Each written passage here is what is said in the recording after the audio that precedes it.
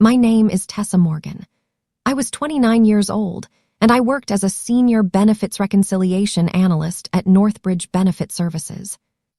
Until that Friday, I believed being dependable was the safest thing I could be. Then I collapsed in the middle of our office. One moment, I was standing beside my desk with a client report open on my monitor. The next, the room tilted.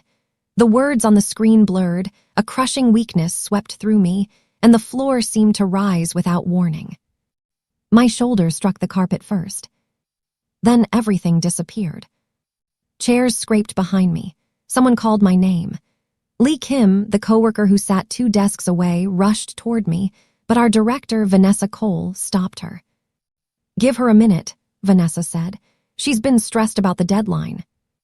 Lee knelt beside me anyway. "Tessa." I didn't answer. Lee touched my arm and called my name again. The rest of the department had gone silent.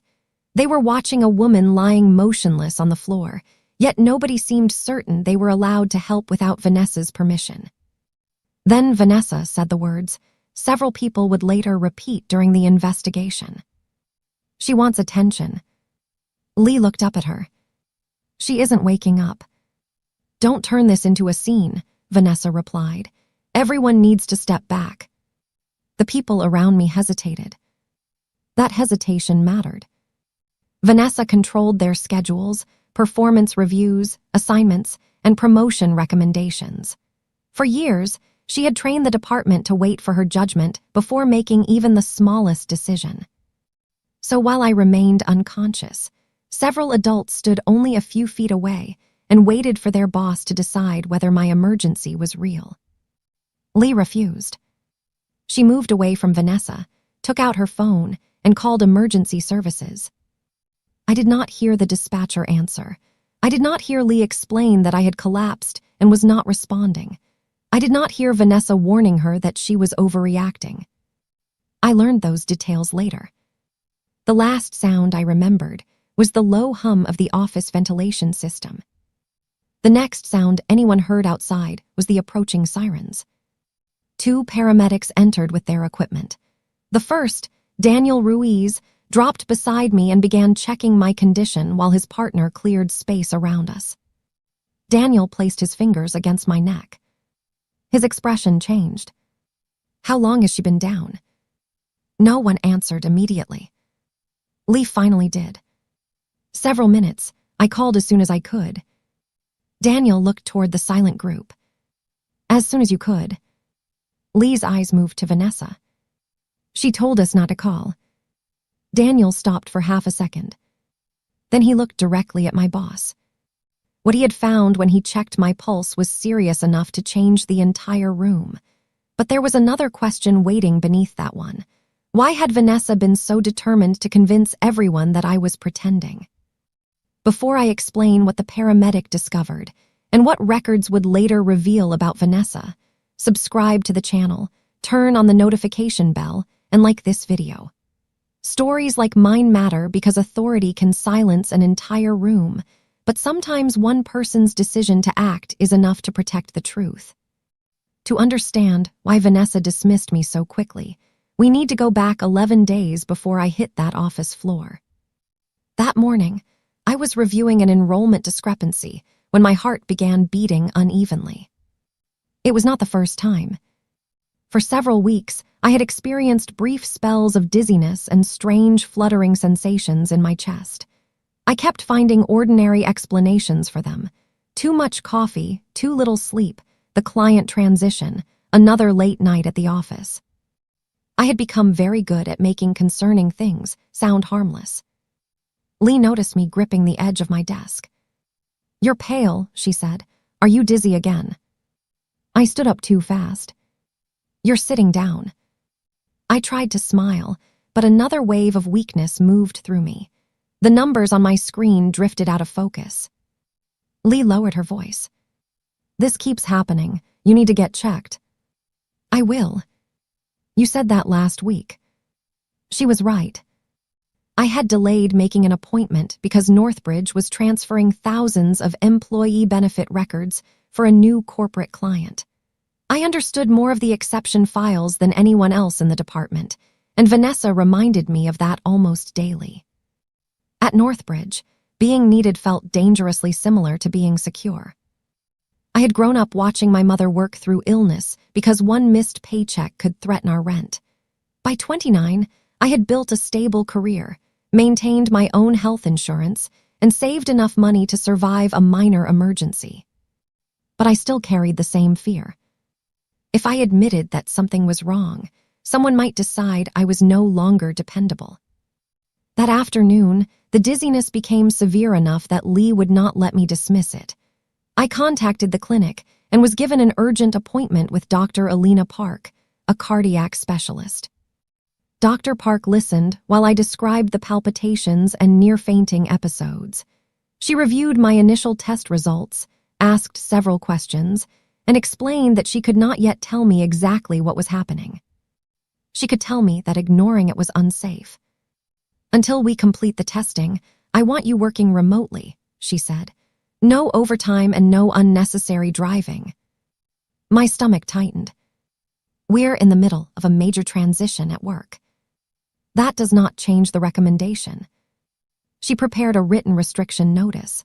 Before handing it to me, she emphasized one final instruction.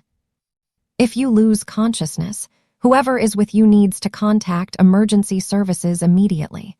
They should not wait to see whether you wake up." I stared at that line on the document. Loss of consciousness. Emergency services. The words felt too serious for symptoms I had spent weeks describing as stress. Still, I sent the document to Vanessa and submitted a copy through Northbridge's employee request portal before leaving the clinic. The system confirmed that my request had been received. Vanessa's response arrived shortly afterward. It contained no concern about my health. It did not mention remote work, reduced hours, or the emergency warning. It contained only one instruction: "Come to my office before you leave tomorrow." The next morning, I carried a printed copy of Dr. Park's note into Northbridge. Vanessa was already in her office. A project schedule filled one monitor, while the other displayed the exception file report I had been maintaining for the client transition. She pointed to the chair opposite her desk. "I read what you sent." I waited for her to ask how I was feeling. She didn't. "Remote work is going to be difficult this close to deployment," she said. "You're the only person who fully understands several of these files." "I understand, but Dr. Park said the restrictions should begin immediately." Vanessa picked up the printed note and read it again. "This doesn't contain a diagnosis. They're still running tests, so we don't know that anything is actually wrong." The sentence landed harder than I expected. I reminded her that Dr. Park had specifically warned about losing consciousness, but Vanessa's expression remained controlled. "Doctors write cautious notes all the time," she said. "That protects them. I have to protect this department." She turned her monitor toward me. The transition calendar was filled with deadlines, review meetings, and client approvals. "If I remove you now, I'll have to document that you abandoned a critical project. That will affect your evaluation." "I'm not abandoning anything." "Then help me find a reasonable solution." Her reasonable solution was for me to continue working normally, while the company decided whether my symptoms deserved formal accommodation. She described it as temporary. She said we could avoid creating an unnecessary HR issue. She reminded me that senior leadership was reviewing candidates for future management positions. Then she leaned back and softened her voice. "You've always been dependable, Tessa. Don't let one stressful month change how people see you." That was the sentence that trapped me. Not because Vanessa forced me to stay in the building, but because she understood exactly which fear to use.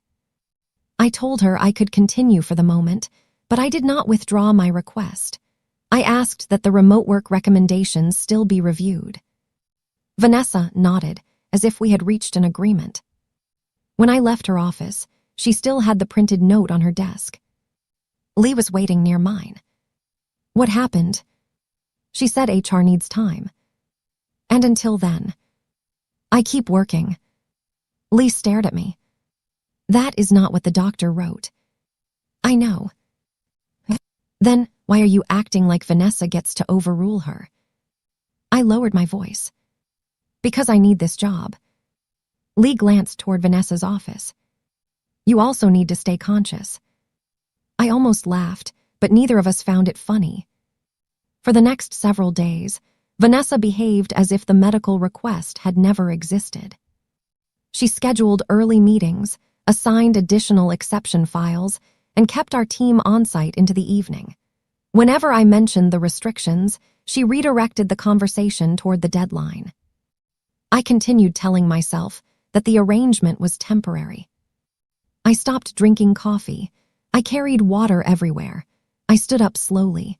I kept crackers in my desk and monitored every flutter in my chest as if careful observation could give me control. It couldn't. 3 days after the meeting, I became dizzy while walking to the printer.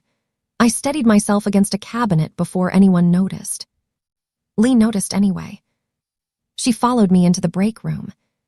You need to go home. I'm fine now. You weren't fine 10 seconds ago.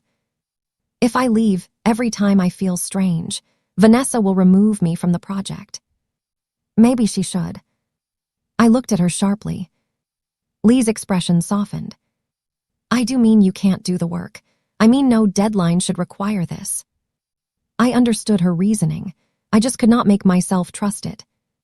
Being removed from the transition would mean someone else examining my files, questioning my decisions, and possibly finding reasons to blame me for delays that had started long before my symptoms. Vanessa had spent years teaching me that professional security could disappear the moment I became inconvenient. That evening, Mara called while I was preparing dinner. I had told her about the cardiology appointment, but minimized everything else. Are you working from home now? She asked. Not yet. Why not? The request is being reviewed. Then take medical leave. I can't just disappear in the middle of a client transition. You're not disappearing. You're following a doctor's instructions. It isn't that simple. It sounds simple from here. Her frustration made me defensive. You don't work there, Mara. No, I'm your sister. I'm the person who will still be here if that company replaces you next month. I went quiet. Mara exhaled. I'm not trying to control you. I'm scared because you keep describing warning signs and then explaining why everyone else's needs are more urgent. I'll call Dr. Park if it gets worse. It already got worse. I promised I would be careful. It was the kind of promise that sounded responsible because it avoided admitting that I had no real plan. By the beginning of the following week, the client transition had entered its most demanding stage. Vanessa announced that everyone would remain on-site until the exception reports were cleared. She presented the overtime as a temporary sacrifice and praised our department for its commitment. When she praised me specifically, several coworkers looked in my direction. I should have felt recognized. Instead, I felt exposed. Lee knew about the restrictions. Vanessa knew. I knew. Everyone else saw the dependable employee who was once again saving a difficult project. That image had become more important to me than the warning in Dr. Park's note. On Thursday afternoon, my heart began racing during a review meeting. I kept my hands beneath the table so no one would see them shaking. Vanessa continued, discussing the deadline. I focused on breathing slowly until the sensation passed. Afterward, Lee followed me into the hallway. That's it, I'm taking you home. No. Tessa. If I leave now, she'll say I couldn't handle the review. You nearly collapsed in the meeting. But I didn't. Lee looked at me for several seconds. That cannot be your standard. I returned to my desk. The next day was Friday. By late afternoon, I had been working through a group of enrollment discrepancies for several hours. The office was unusually quiet. Everyone wanted to finish before Vanessa assigned another weekend review. A warning sensation moved through my chest. One heartbeat. Then another. I reached for the edge of my desk. The numbers on my monitor blurred. That was where my memory ended and where the opening of this story began. While Vanessa told the room I wanted attention, the electrical rhythm controlling my heart had become dangerously unstable. When Daniel Ruiz checked my neck, he could not detect an effective pulse. I was in cardiac arrest. His partner immediately opened the emergency equipment while Daniel began the response required to keep blood moving through my body. Their voices changed the room. Coworkers who had been waiting for Vanessa's permission were now being moved back by people who understood that no permission had ever been necessary. Daniel asked again how long I had been unconscious. Lee gave him the clearest answer she could. She also told him that Vanessa had discouraged anyone from calling. That was why he looked at her. Not because he already knew about my medical note or the project deadline. He did not.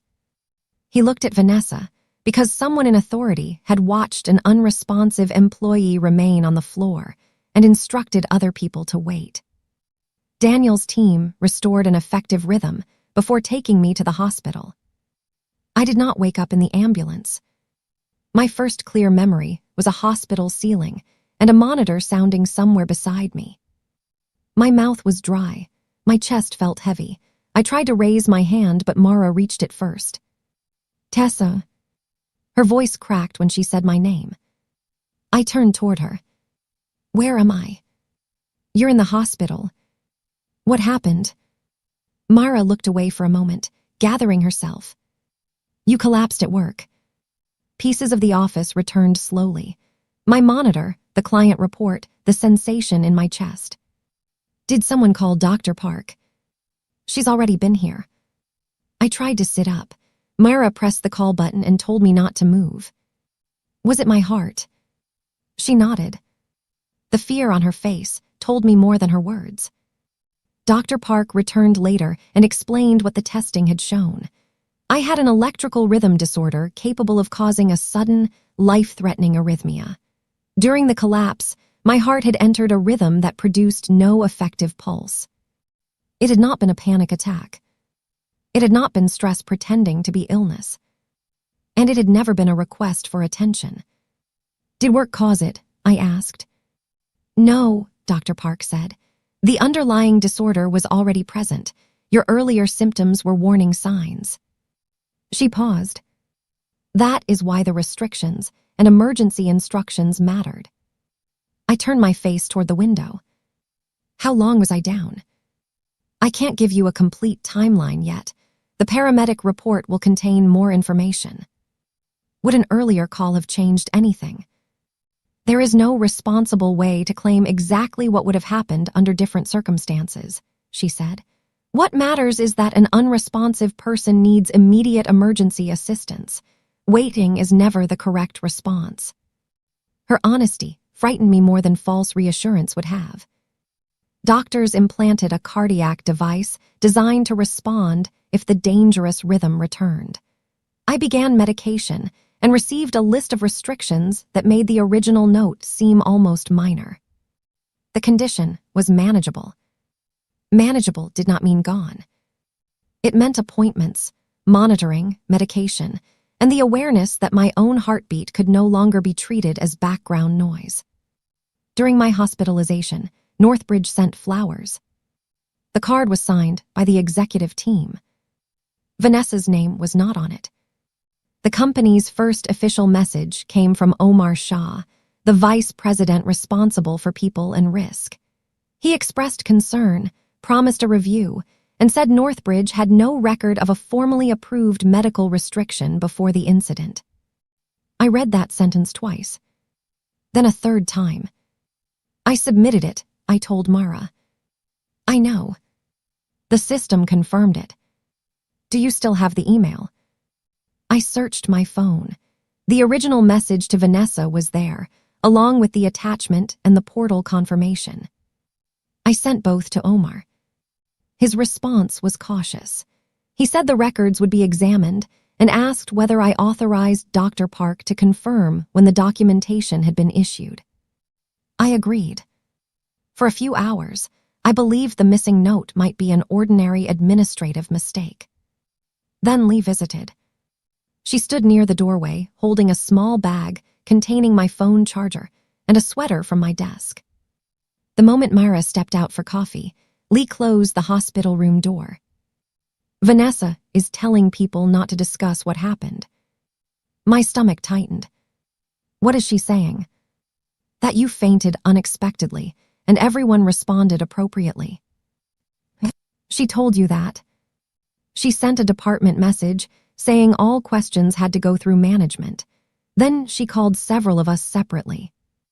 Lee took out her phone. She said we needed to use accurate language. According to her, it was an unexpected fainting episode. I looked at the monitor beside my bed. I didn't faint. I know. Did you tell her? I told her the paramedic said it was a cardiac emergency. What did she say? That none of us were qualified to interpret medical events. Lee showed me the messages she had saved.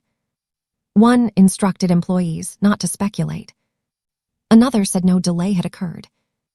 A third reminded the department that spreading unconfirmed accusations could violate company policy. She's trying to scare everyone, Lee said. That usually works. It almost worked on me. I looked at her.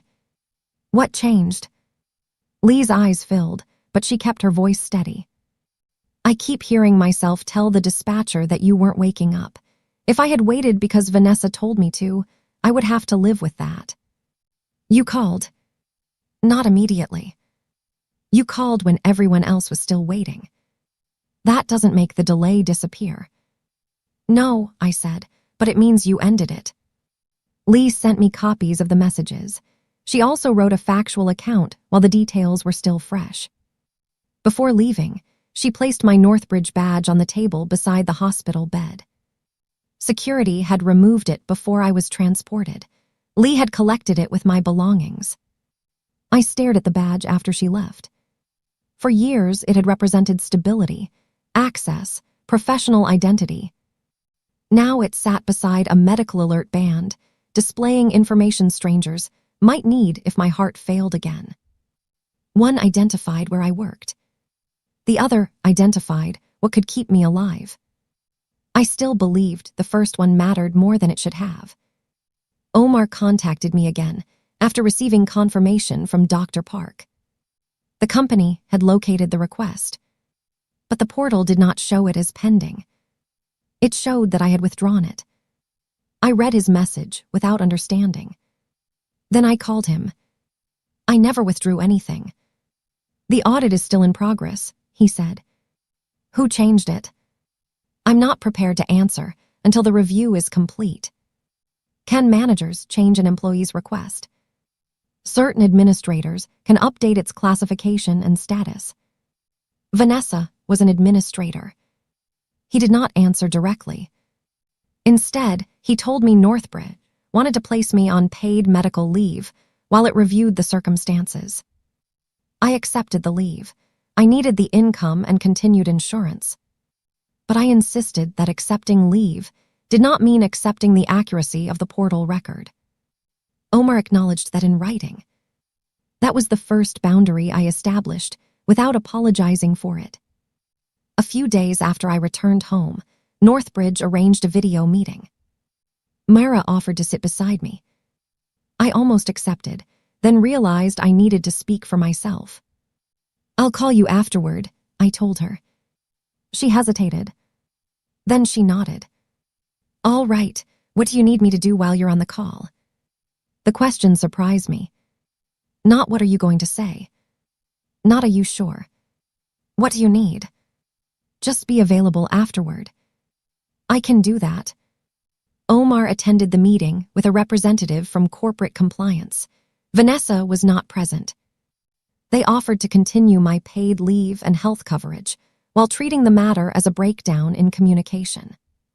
The compliance representative said there was no need for a prolonged adversarial process if the company could address my immediate needs. What will the record say? I asked. That remains under review. Will it say I withdrew the request? We can add a notation that you dispute the status. I don't dispute it. It is false. Neither of them answered immediately.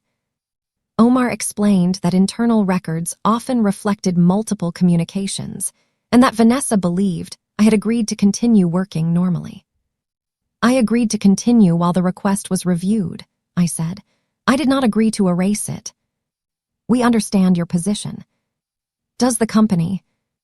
The compliance representative redirected the conversation toward leave benefits, medical expenses, and my eventual return. The offer was not meaningless. It would have protected my income while I recovered. But it required me to accept uncertainty around the one fact that mattered most. I had asked for help before I collapsed.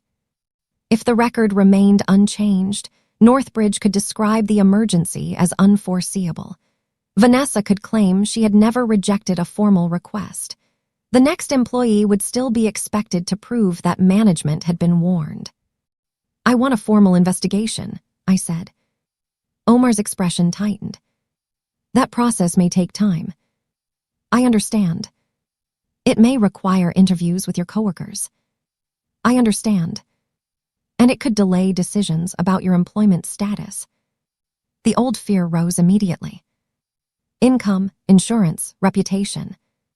For years, those 3 words had controlled me without anyone needing to say them aloud. My hand moved toward the medical alert band around my wrist.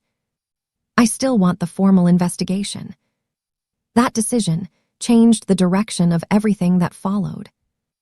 Northbridge appointed an outside investigator and instructed employees to provide individual accounts. Vanessa could no longer hold one meeting and define the story for the entire department. Lee gave her statement first. She described seeing me collapse, checking for a response, hearing Vanessa characterize the event as attention-seeking, and calling emergency services after Vanessa discouraged escalation. Other employees were more cautious. One remembered Vanessa saying I was stressed. Another remembered being told to step back. A third initially claimed not to remember who had decided to wait. Their statements were incomplete, but they did not match Vanessa's claim that assistance had been immediate. Then the timestamps were compared. Lee's emergency call created one record. The building's security system created another. The paramedics' arrival created a third. The investigators did not need anyone to estimate the entire sequence from memory. The clocks had preserved it. The footage did not contain clear audio, but it showed me falling. It showed Lee moving toward me. It showed Vanessa stopping the movement around my desk. It showed employees remaining back before Lee stepped away with her phone. Time did not change its account because Vanessa held a senior title. Daniel's report strengthened the sequence. He had documented that witnesses described a delayed emergency call following supervisory discouragement. He did not accuse Vanessa of a crime or speculate about how the delay affected my recovery. He simply recorded what he had been told while the event was still unfolding. Dr. Park provided the original medical note, the date it was issued, and confirmation that it was transmitted before the collapse. My email showed that Vanessa received the same document. The portal audit supplied the next piece. The request had originally been submitted as a medical accommodation. After my meeting with Vanessa, its category was changed to an informal scheduling matter. Later, its status was changed to withdrawn. Both changes were associated with Vanessa's administrative access. The audit did not reveal her private thoughts. It revealed her decisions. Vanessa told the investigator that I had verbally chosen to continue without restrictions. That statement was partly true, which made it more dangerous. I had continued working. But the investigator asked the question Vanessa had avoided. Had I authorized her to withdraw the request? She could produce no message, signature, or witness proving that I had. My original email said the opposite. I had asked that the accommodation be reviewed. Vanessa then claimed she believed the note lacked sufficient medical detail. Dr. Park's documentation did not need to contain my final diagnosis to establish temporary restrictions. It clearly described the symptoms, requested remote work and reduced hours, and instructed immediate emergency assistance if I lost consciousness. Vanessa had received the precise warning that later became relevant. The investigation expanded beyond the accommodation request. Senior leadership reviewed staffing reports for the client transition. Vanessa had promised that her department could complete the project without additional employees or an extended deadline. Those promises depended heavily on my overtime. My restrictions threatened more than her schedule. They threatened the version of her leadership she had presented to executives. If I worked remotely with reduced hours, the department's lack of backup coverage would become visible. If the deadline moved, senior leadership would ask why the project had been built around one exhausted analyst.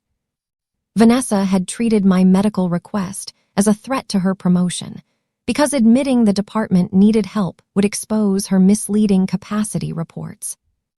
That motive did not appear through a dramatic confession. It appeared through calendars, staffing projections, overtime records, and her own written promises to leadership. The evidence showed a simple chain. Vanessa wanted the deadline preserved. My restrictions threatened the deadline. So she changed the record and pressured me to continue. When the danger she had dismissed became visible, she tried to control the description of what happened.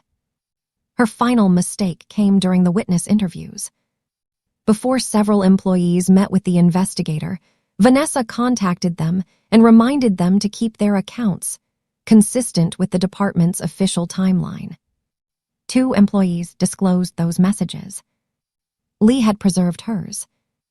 Vanessa described the communication as an attempt to prevent rumors. The investigator interpreted it alongside the other records: altered accommodation status, discouraged emergency action, a false claim of immediate response, and pressure on witnesses. Every effort Vanessa made to control the story produced another piece of evidence that she had tried to control it. The process took weeks. During that time, I was recovering at home. Some mornings, I felt almost normal. On others, the smallest flutter in my chest sent fear through me before I could think. The implanted device was designed to protect me, but knowing it was there also reminded me why I needed it. I had to learn that recovery was not a straight line. I also had to learn how often I apologized for it. I apologized when Mara drove me to appointments. I apologized when Lee brought groceries. I apologized when I became tired during a conversation. One afternoon, Mara set a bag of food on my kitchen counter and stopped me before I could say the words again. "You don't owe me an apology." "I know, it's just a habit. It's a habit that makes care sound like a debt." I looked down. She continued more gently. "When Mom worked through being sick, we learned different lessons. I learned to watch everyone because I was afraid something would happen. You learned to make sure no one ever had to watch you. That worked well. It worked until it didn't." Neither of us smiled. "I was angry with you," Mara admitted. "I kept thinking that if I said the right thing strongly enough, you would finally listen. I heard you, but I didn't leave room for you to decide." I looked at her. "I didn't decide very well. You made choices while you were scared. That is different from deserving what happened." Her words did not remove my responsibility for ignoring my limits. They separated that responsibility from Vanessa's. I had chosen to keep working. Vanessa had chosen to misuse her authority, erase my request, and discourage other people from responding. Both facts could exist without becoming equal. Lee struggled with a similar distinction. She visited one evening after completing another investigative interview. "I keep thinking about the time before I called," she said. "You acted." I hesitated first. "So did everyone." "That doesn't make it better." "No, but what you did next mattered." Lee looked at the medical alert identification on my wrist. Daniel said a few more minutes could have changed everything. He also said no, one can prove exactly what would have happened. That doesn't make me feel better. It isn't supposed to. She looked surprised. I'm not going to tell you the delay was harmless, I said, but I'm also not going to let Vanessa's decision become your permanent punishment.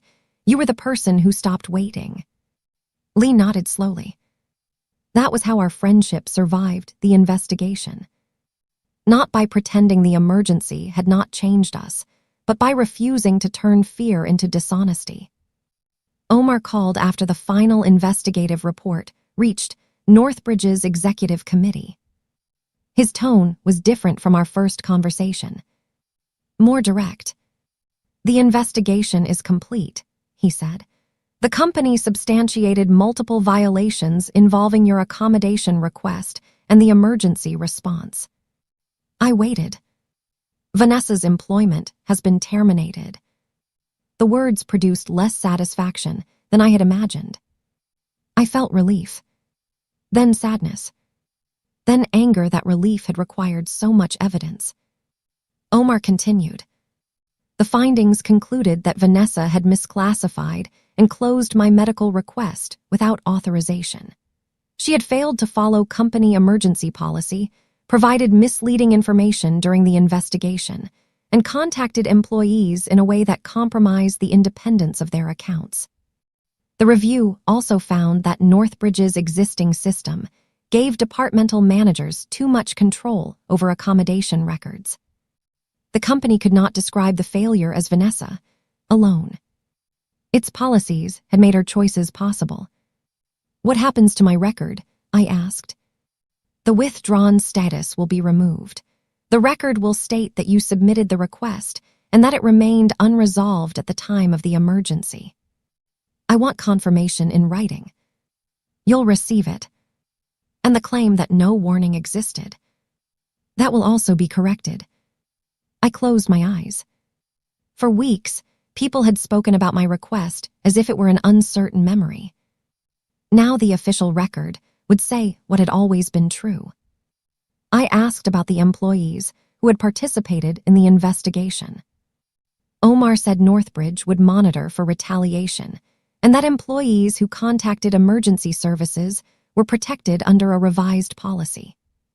Lee later agreed to serve on the Employee Safety Committee created after the review. She did not receive a dramatic promotion or public award. She received something more practical, written authority to call for help without seeking managerial approval. Northbridge proposed a formal resolution with me. It included continued medical coverage during recovery, compensation, a neutral employment reference, correction of my accommodation record, and payment of certain expenses connected to the dispute.